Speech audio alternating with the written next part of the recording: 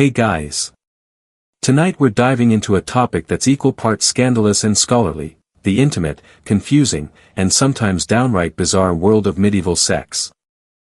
It was a time of chivalry and deeply questionable herbal remedies. An age when foreplay often meant asking politely and hoping no one was watching. Before we begin, take a moment to like the video and subscribe, but only if you actually enjoy the content I create. And drop a comment below to let me know where you're watching from and what time it is. It's always amazing to see our little global community come together. Now, dim the lights. Maybe turn on a fan for that soothing background hum. And let's settle in for tonight's journey. Misconception number 1, medieval intimacy was romantic. You might imagine medieval sex happening beneath silk sheets, candlelight flickering, with a lute softly playing in the background. Reality check. Most people lived in small, one-room homes, shared with the entire family, including kids, elderly relatives, a couple of goats, and maybe a chicken with boundary issues. Privacy? Basically non-existent. If a couple wanted alone time, they had to get creative. Timing mattered. Volume definitely mattered. And ideally, the kids were asleep and facing the wall. Curtains were a luxury. Beds were shared. Even among the nobility, you might have a servant sleeping at the foot of the bed or standing in the corner, awkwardly pretending not to notice anything. Noble households often kept written records of sleeping arrangements for legal or religious reasons, which is exactly as uncomfortable as it sounds. Travel wasn't any better on the road. Things didn't improve. Inns often had shared beds, meaning you could end up spooning with a total stranger for the night. Looking for a little affection? Better check if the bed's already occupied, and whether your bedmate came with muddy boots. If you were married, awake, and moderately clean, you could hope for a little quiet intimacy on a straw mattress. If you weren't married, you had to be quiet and cautious. Small villages, thin walls, and gossip that spread faster than plague rats didn't make things easy. Monasteries and high garden walls for those living in monasteries or convents. The rules were simple: no privacy. No distractions. Definitely no late-night whispering. But even in religious life, human nature finds a way, which might explain the suspiciously high garden walls at many abbeys. The church. An authority in the bedroom, too. No institution shaped medieval intimacy more than the church. And they had plenty to say about what happened behind closed doors, or more accurately, behind a shared curtain. According to church doctrine, sex had one legitimate purpose: procreation. Not pleasure. Not love. Not stress relief. Just baby making. This wasn't just Sunday sermon material.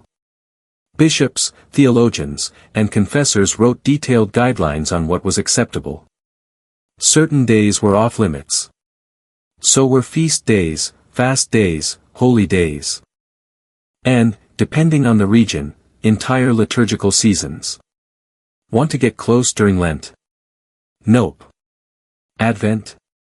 Still no. Basically, you had Tuesdays in April. Even in marriage, the expectations were strict. Couples were encouraged to be modest and restrained.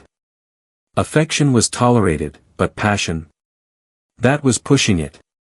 One 13th century manual advised married couples to engage in intimacy without pleasure, without sin, and without delay, which, frankly, sounds like the least fun to-do list ever written. Missionary position was preferred, not just for symbolic reasons, but because it was considered the most natural, and therefore the least offensive to God, the saints, and your local priest. Confession time, the awkward questions. Confession wasn't just for sins of the soul, it was also a place for very specific questions about what happened in people's beds. Priests weren't vague. They asked pointed, often uncomfortable questions to find out whether couples had strayed from moral guidelines. Let's just say your average 14th century friar probably knew more about his parishioners' sex lives than their birthdays. Still, enforcement was inconsistent. Some priests ignored the rules entirely. Some regions were more relaxed. And many peasants. They just nodded, smiled, and did what they were going to do anyway, quietly. If you found this journey into medieval intimacy fascinating, or at least wildly unexpected, let me know in the comments. Got a weird historical question? Drop it below, maybe we'll explore it in the next episode. Until then, sleep tight. Just, maybe don't share your bed with a stranger and their muddy boots. And while public bathhouses existed in towns and cities, they came with their own complications. At first, these bathhouses were places for legitimate cleanliness and even socialization. Think of them as medieval spas, communal tubs, warm water, the occasional herbal oil. Men and women sometimes bathed separately, sometimes together. Depending on local customs and just how scandalous the town felt that year. But over time, the line between bathing and bawdiness blurred. Many bathhouses slowly evolved into semi-discreet rendezvous spots. You could technically go for a scrub and end up with a scandal. In some cities, they became so closely linked with illicit activity that moralists launched full-on smear campaigns. Bathhouses were accused of promoting sin, spreading disease, and being gateways to damnation, with the added inconvenience of pruned fingers. Eventually, some were shut down. Others were taken over by religious authorities and rebranded as more virtuous spaces, though likely with fewer warm towels. The medieval sensual experience. Even outside of bathhouses, medieval hygiene was, let's say, textured. Perfume existed, but it was more about masking than cleansing. Herbs like lavender, rosemary, and thyme were stuffed into clothes, hung in homes, or carried in little pomanders, basically medieval Febreze. Wealthier folks might sprinkle rosewater on their linens. Everyone else hoped the smell of turnips and wood smoke was strong enough to drown out anything more personal. And underwear? Not always a given. Linen undergarments were worn when available. But for many people, especially the lower classes, layering was more optional than essential. It wasn't uncommon for people to sleep in the same clothes they wore all day, and possibly the day before. And the one before that. But let's talk about the real romance. With hygiene questionable, privacy rare, and religious regulations overlapping like a medieval Venn diagram of abstinence. One might ask, how did romance even survive? Surprisingly, it did, just not in the modern sense. While marriages were mostly practical arrangements, love found ways to bloom in unexpected corners. A shared joke at the market.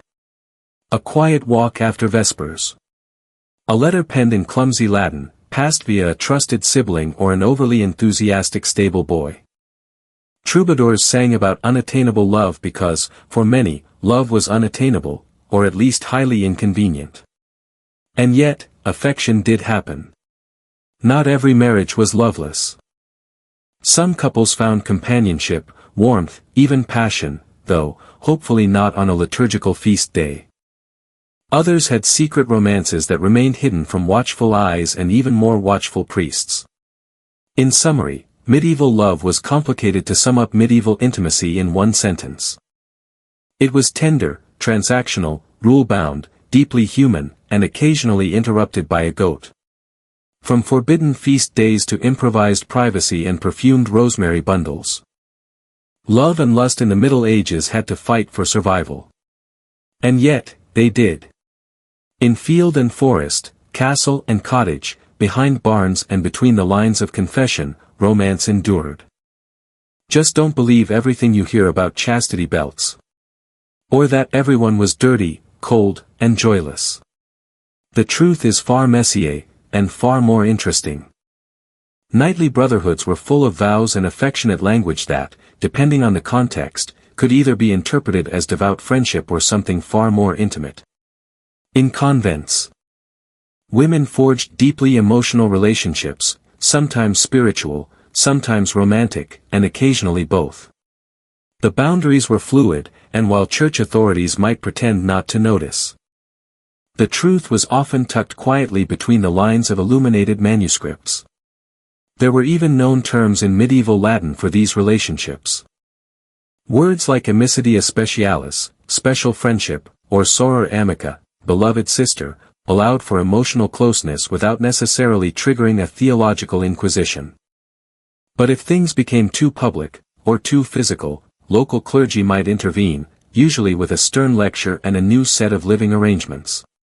Still, for all the church's fire and brimstone, many communities adopted a don't ask don't tell attitude. As long as you didn't challenge public norms too loudly, life often carried on. There was, after all, no shortage of real problems to deal with: crop failure, feudal wars, and figuring out whether this week's bread had rye or hallucinogenic mold. The boundaries of desire. Desire in the Middle Ages didn't fit clean boxes. While the church loved a clean dichotomy, holy versus sinful, man versus woman, heaven versus earthly temptations, real human relationships were far messier. Bisexuality, gender nonconformity, and same-sex attraction existed then as they do now, even if they didn't have modern labels. Some court records, particularly from urban centers, show cases involving people dressing in clothes of the wrong gender, or being accused of unnatural affections.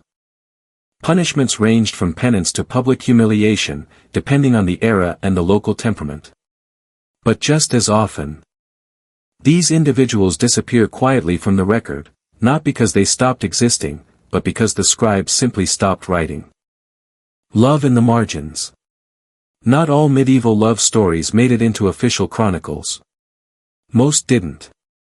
The great romances of the period, Lancelot and Guinevere, Tristan and Isolde, were written for entertainment, morality lessons, or political allegory, not as guides to real-life romance. Real love stories were scribbled into the margins of books, whispered in candlelit kitchens, or hidden in stained glass initials depicting two figures a little too close together for, just friends. Even when society forbade it. People loved each other across boundaries of class, religion, gender, and expectation. A peasant girl might fall for a traveling bard. A merchant's son might write poems to another apprentice in the next guild hall over. Some of these stories ended in scandal. Others in quiet compromise. And a few, miraculously, simply endured. Closing the curtains on the Middle Ages, and maybe not the only thing. So what can we take away from all this? The Middle Ages were not a monolithic age of prudery, darkness, and repression. They were contradictory, layered, and human. Yes, the church wielded enormous influence. Yes, there were rules, restrictions, and judgmental friars lurking around every stone corner. But amid all that, people still managed to love, desire, mess up, forgive, and try again. They flirted, despite the mud. They kissed, despite the lack of minty breath. They made promises under candlelight, despite the local geese honking in protest. And they left behind a world that, if you look closely, wasn't so different from ours after all. A world where intimacy was both sacred and scandalous. Where love was a risk, a ritual, and sometimes a rebellion. Coming up next, maybe we explore what counted as fashionable in the 13th century. Why everyone was obsessed with relics, or how to host a medieval dinner party without offending half the village. Until then, keep your curiosity alive, your tunic straight, and your nose clear of any questionable stews. Some historians debate whether certain medieval relationships were romantic, platonic, or something in between. But one thing's clear.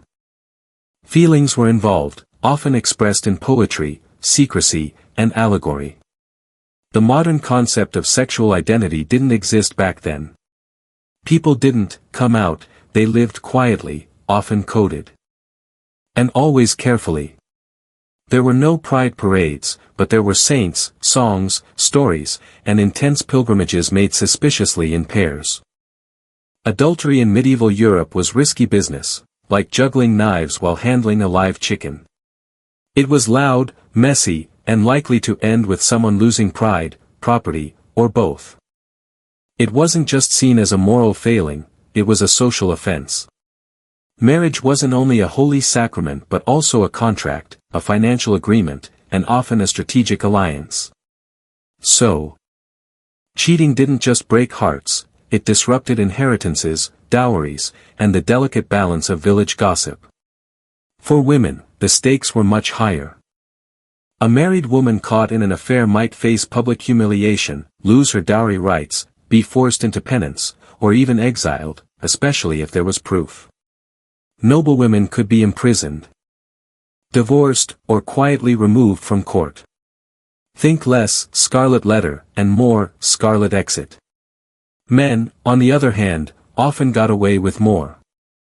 A married man having an affair with an unmarried woman might be frowned upon but rarely punished, unless the woman's family was influential or the church was feeling especially zealous. Still, not all adulterers escaped unscathed. Some towns imposed fines or demanded public confessions. In a few cases, offenders had to parade through town in just a shift or fund a new church bell, because nothing says repentance like buying acoustics for God. Yet the biggest danger wasn't always the law. It was the husband. Among nobles, honor killings were not uncommon. A wronged man might be allowed, by custom, to take matters into his own hands.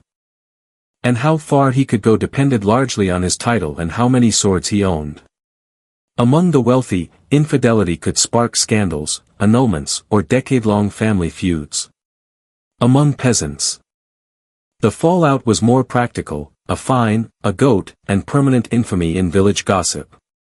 Consent in medieval Europe existed, but not in the way we think of it today. It was entangled in laws, dowries, church rules, and social expectations. Canon law did recognize that mutual verbal consent was enough to make a marriage valid, even without a priest. So technically, two people saying, "I will," in a field could be married. Romantic? Yes. Legally confusing? Absolutely. But theory wasn't always practice, especially for women. Noble daughters had their matches arranged like diplomatic treaties. A polite nod might be requested from the bride-to-be, but in truth, the dowry spoke louder. Peasant women had more choices, but still faced pressure. Saying no could mean social backlash, or worse, if you turned down someone powerful. Inside marriage, consent was even murkier. A husband had legal access to his wife's body, and refusal could be grounds for complaint or annulment. The marital debt, as some theologians called it, was a spiritual obligation, less about love and more about duty. Yet the picture wasn't entirely bleak. Courts did sometimes prosecute cases of coercion or assault, especially when witnesses were available or the accused lacked social clout. In cities like London and Paris, legal records show both men and women pursuing justice, or at least making enough noise to be noticed. Medieval literature also reveals a world where love and consent were central themes. Courtly love poems feature knights yearning, ladies denying, and lots of dramatic fainting. At the very least, people knew consent mattered, even if they often ignored the answer. The church had a complicated relationship with physical pleasure. Not just complicated, deeply suspicious. Sex within marriage wasn't banned, but it was heavily regulated. Moderation was the rule, dim lighting, no enjoyment, once a month if necessary. Saints were celibate. Monks and nuns took vows. Even married couples were encouraged to abstain, especially if they were older, pious, or simply fed up with each other. Some went further. St. Jerome famously claimed that even desire within marriage was a weakness.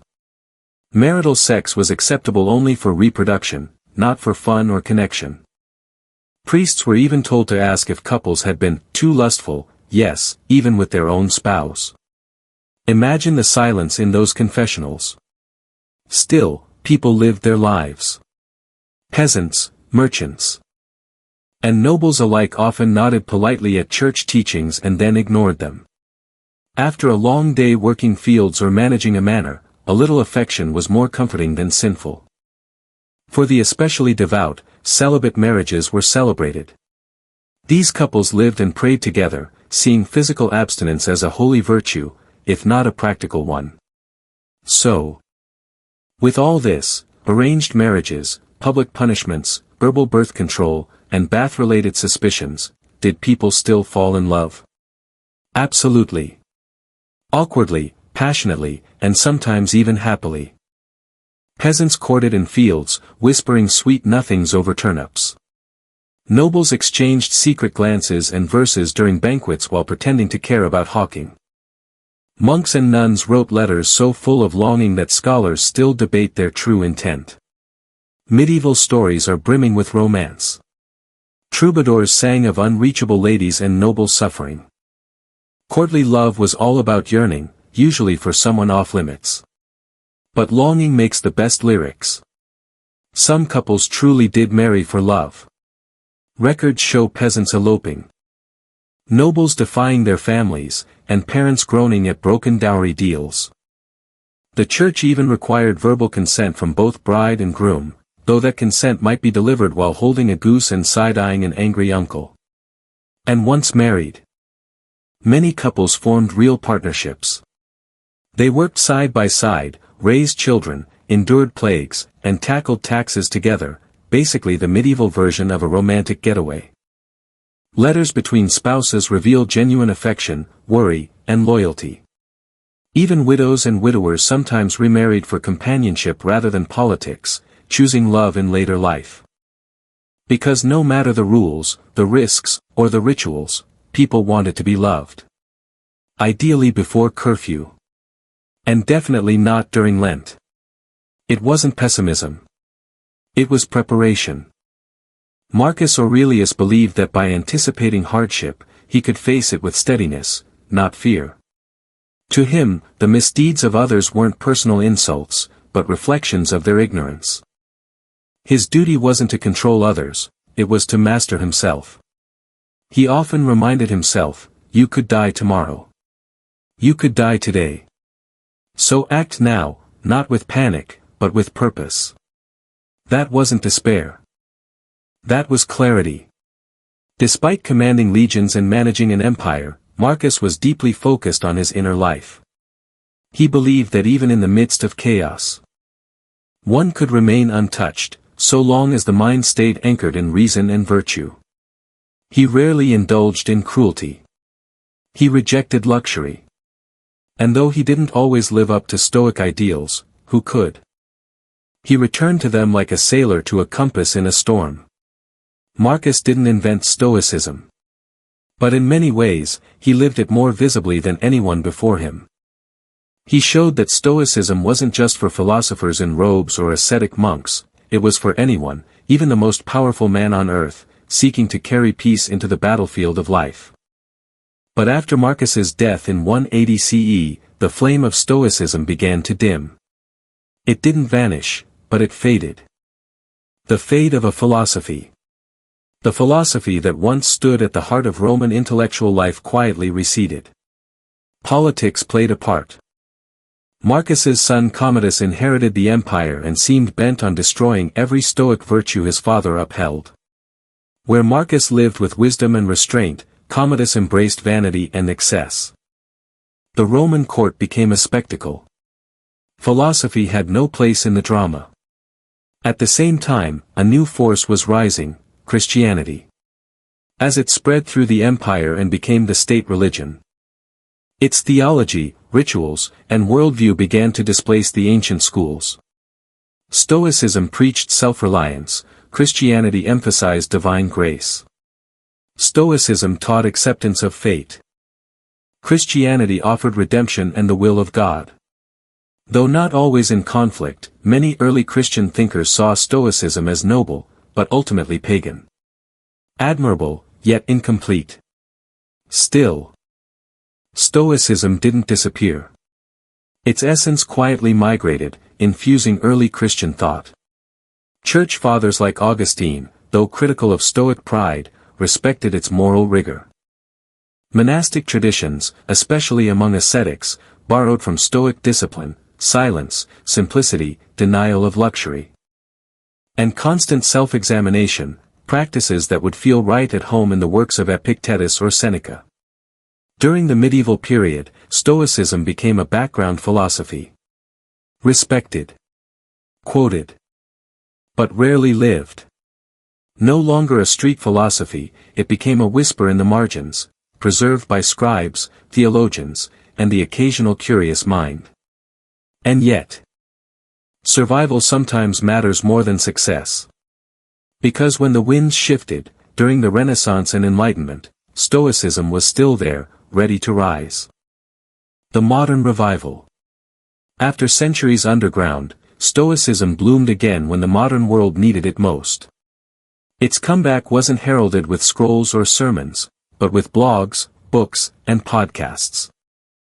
In the 20th century, philosopher Pierre Hadot reintroduced Stoicism as a living practice, not an abstract system. He argued that ancient philosophy was meant to be lived, a daily spiritual exercise. Stoicism, more than any school, was practical, contemplative, and healing. That message resonated. In the early 2000s, writers like Ryan Holiday made Stoicism accessible. In books like The Obstacle is the Way and Ego is the Enemy, Stoic wisdom became a toolkit for resilience, relevant whether you were launching a startup, coaching a team, or facing a tough Monday. Tech entrepreneurs embraced it. So did athletes, soldiers, and overwhelmed teenagers. Tim Ferriss, Naval Ravikant, and others cited Stoic texts like instruction manuals for mental clarity and emotional discipline. In a world addicted to speed, noise, and validation, Stoicism offered stillness. Even psychology caught on. Cognitive behavioral therapy, CBT, borrows deeply from Stoic principles: challenge destructive thoughts, focus on what you can control, don't let emotion govern action. Sound familiar? Of course, the revival drew critics. Some say modern Stoicism has been watered down, reduced to motivational wallpaper for productivity brothers. There's truth to that. But the reason it survived isn't because it's trendy. It's because it works. In moments of grief, failure, or crisis, Stoicism offers a simple but powerful reminder. You can't control what happens, but you can control who you become. Stillness in a noisy world. Today, Stoicism lives in paradox. A philosophy of inner peace, thriving in a world of chaos. Scroll through social media, and you'll find Marcus Aurelius quotes sandwiched between cat videos and crypto tips. Walk into a bookstore, and there it is, the Daily Stoic. Ready to be your morning mental vitamin. But Stoicism isn't popular because it's fashionable. It's popular because it satisfies a modern hunger, the need for mental clarity in a world full of noise. When everything feels out of control, economies, relationships, algorithms, Stoicism offers a path inward. It asks timeless questions: what is in your control? What kind of person will you be? No matter what happens. Unlike some philosophies that demand withdrawal, Stoicism invites participation. Raise your kids. Serve your community. Work hard. But do it with calm. With integrity. With purpose, not panic. That's Stoicism's quiet rebellion. Not in shouting or posturing, but in restraint. In the courage to pause. In the strength to stay kind in a cruel moment. In the humility to know you're not the center of the universe, but you are responsible for how you move through it. No philosophy is perfect. Stoicism won't make you immune to grief or anger. But it gives you a framework to reset. To reflect. To begin again. Not with ego, but with grace. Bathing in the Roman world, cleanliness, culture, and control. To the modern eye, an ancient Roman bath might look like a luxury spa, marble floors, vaulted ceilings, and sunlit pools. But to a Roman, it was just a Tuesday. By the empire's peak, there were over 900 public baths in Rome alone. From senators to shoemakers, everyone bathed. Cleanliness mattered, but so did the rhythm, the heat, the conversation, the ritual. You'd begin in the apoditerium, or changing room. Then ease into the tepidarium, a warm room that opened your pores. Next came the caldarium, a hot, steamy chamber where you'd sweat. Scrape your skin with a curved strigil, maybe get a massage. Finally, you'd plunge into the frigidarium, a cold pool meant to shock the system. This contrast, hot to cold, tension to release, was believed to help mood, digestion, and circulation. And they were probably right. But the baths weren't just for health. They were hubs of Roman life. A place to be seen. To gossip, to debate, to negotiate. Some brought musicians. Some brought snacks. Philosophers argued beneath domed ceilings. Poets recited verses over steam and laughter. Though status still mattered. The bath was one of Rome's more democratic spaces. Emperors might bathe near commoners. Slaves and women had restricted access, but they were present, part of the rhythm of Roman society. Bathing was not vanity. It was routine. It was culture. It was being Roman. Roman engineering, genius beneath the steam. Roman baths weren't just cultural marvels. They were engineering feats. At their heart was the hypocaust, an underfloor heating system. Slaves stoked a roaring furnace beneath raised floors. Hot air flowed through this space and rose through wall flues, creating a consistent, smoke-free warmth. Vaulted ceilings trapped heat. Domes diffused sound. Windows harvested sunlight. Water flowed constantly. Thanks to the aqueducts, stone channels that delivered massive volumes of water to cities. Baths like those of Caracalla or Diocletian used millions of liters daily, yet waste was minimal. Water heated, circulated, and drained, all powered by gravity. Steam rooms, saunas, even primitive toilets, all integrated. Maintenance was ongoing. Workers known as fornicators tended furnaces. Others cleaned pools, managed supplies, repaired tiles. It was labor-intensive, but enduring. Many baths stood strong for centuries. To walk into a Roman bath wasn't to enter a building, it was to step into a living, humming system, powered by fire, sustained by water, shaped by genius. The social network of ancient Rome. Beyond the steam, Roman baths were centers of communication. Without phones, newspapers, or email, the baths served as a kind of open-air social network. News didn't trickle, it flowed. Who was sleeping with whom? What the emperor planned. What battles were lost or bribes paid. If you wanted to know what was happening in Rome, you went to the baths. The elite used this strategically. The baths were public arenas. Politics didn't stop at the Senate. It soaked into the marble floors. A senator might accidentally run into a rival in the caldarium, float a proposal, or drop a threat under the cover of steam. Patrons reaffirmed loyalties. Emperors like Hadrian or Antoninus Pius bathed publicly as image control, to show they were still one of the people. Sort of. Business was discussed. Poems recited. Philosophy debated. In every way.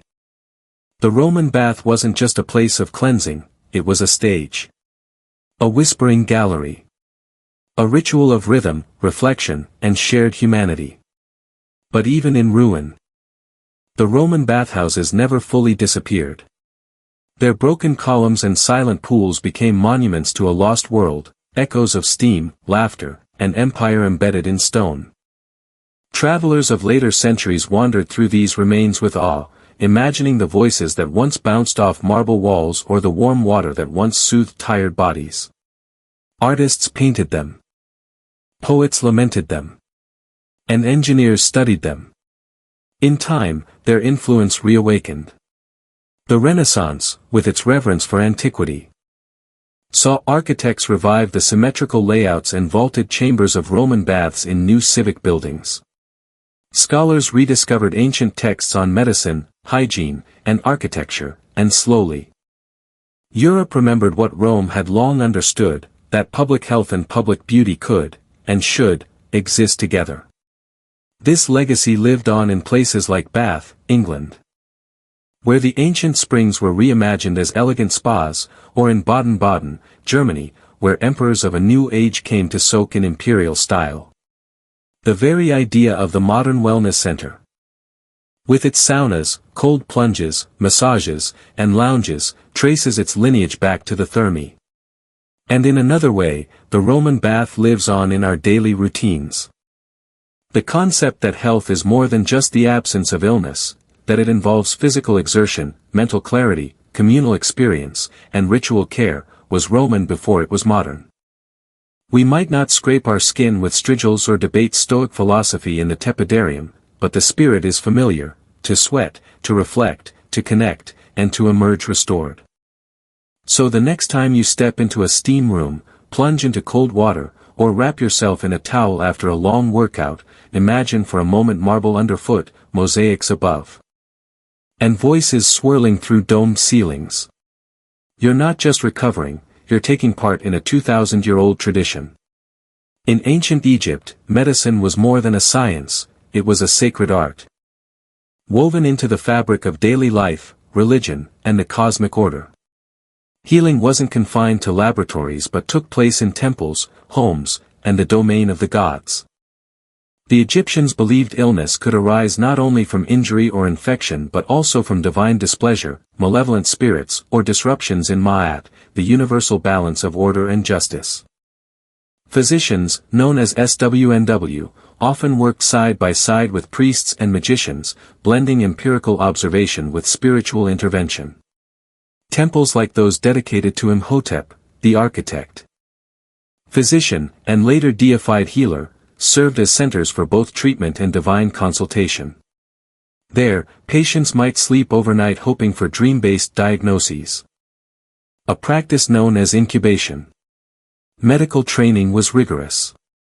Students studied scrolls such as the Ebers Papyrus and the Edwin Smith Papyrus, which compiled hundreds of cases, remedies, and procedures.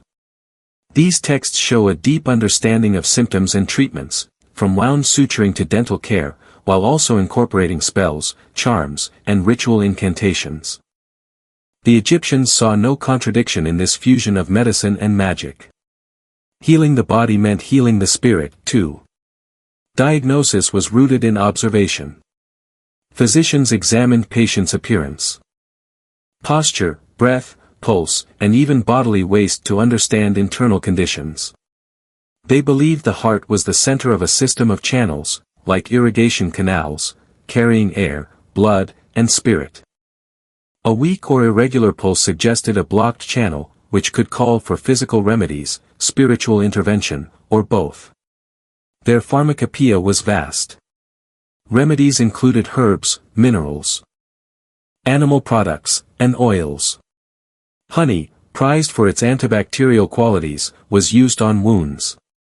Garlic, onions, juniper, and myrrh were used for their antiseptic and anti-inflammatory properties. Some treatments, like using crocodile dung or lizard blood, strike modern readers as bizarre, but they reflected a worldview where symbolic meaning was as important as physical effect. Surgical care was remarkably advanced. The Edwin Smith Papyrus, over 3,600 years old, offers clinical, step-by-step treatment for injuries like skull fractures and dislocated vertebrae. It even categorized cases as treatable, uncertain, or hopeless, an early form of triage. Egyptian surgeons used bronze tools to clean, stitch, and dress wounds, often applying antiseptic substances such as honey, beer, or resin. Though they lacked anesthesia and internal surgery, evidence from mummies shows healed fractures and surgical success. Women's health was also a major focus. The Kahan Gynecological Papyrus is the oldest known medical text dedicated entirely to women's reproductive health, addressing fertility, pregnancy, birth, and contraception. Diagnostic methods included clever experiments, like urinating on barley to predict pregnancy or even the baby's sex. Contraceptives involved natural barriers made of honey and acacia, and childbirth was attended by midwives, aided by spiritual protections like incantations and amulets of Tauret. The Hippo goddess of birth. Magic was inseparable from medicine. Illness without an obvious cause was attributed to curses, restless spirits, or divine wrath. The healer invoked Heka, the divine force of magic, through chants and rituals to activate the healing power of a remedy. Spells were embedded in medical texts, often calling on deities like Isis or Thoth for help. Amulets were worn for protection, and sacred animals or star alignments might inform a diagnosis. Perhaps the most striking example of Egypt's medical-spiritual fusion was mummification, a process combining anatomical knowledge, chemical application, and religious ritual. Embalmers preserved the body for the soul's eternal journey by removing organs, drying the body with natron, and wrapping it in linen with protective amulets. They acted as both technicians and ritual specialists, ensuring the dead could meet the afterlife whole and prepared. All this medical knowledge was carefully documented on papyrus scrolls, not passed by word of mouth but preserved in text studied at houses of life, temple-based scholarly institutions. The Ebers Papyrus, stretching over 100 feet, catalogues more than 700 treatments.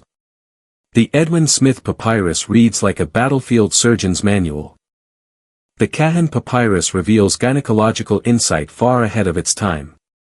Egyptian medicine didn't disappear with the sands. It deeply influenced later Greek and Roman physicians like Hippocrates and Galen, who praised and adopted many Egyptian methods. Their structured approach, symptom observation, classification, hygiene, and treatment protocols, foreshadowed modern medical science. Their use of garlic, aloe vera, castor oil, and willow bark, a precursor to aspirin, still resonates in modern pharmacology. But perhaps their most lasting legacy is how they saw the healer, not just as a technician, but as a guardian of both body and soul. In Egypt, to heal was to see the whole person. To ease suffering physically, emotionally, and spiritually. That deeply human approach to care, so ancient, and yet so familiar, continues to shape how we understand healing today.